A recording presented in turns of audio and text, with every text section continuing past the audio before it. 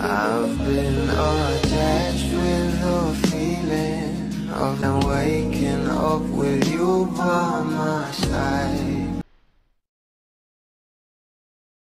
Katapos nga guys ng nasabing performance ng ating Bel Mariano para sa kanyang birthday fraud, sa asap natin to ay binigyan na nga nila Rovi ito ng bouquet of flowers at nag-blow the candle na nga rin ito at talaga namang meron nga siyang isang wish. Pero ito na nga guys ang pag-uusapan natin na talaga namang hindi talaga nagpahuli sa panlalaglag itong ating Rovi Domingo at si Kim Chiu.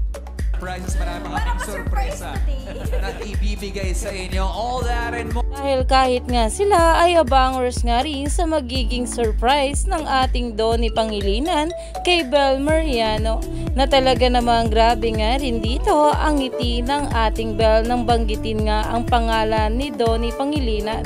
Narito nga guys sa nasabing video. Saan ba si Donnie?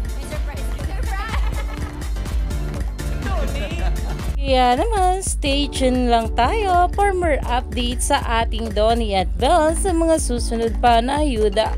Lalong-lalo pa nga at grabe nga rin ang kilig ng ating Bel sa bawat pang-asar sa kanya at panlalaglag nila Rovi at Kim Chiu. Kaya naman, stay tuned lang tayo for more updates sa ating couple.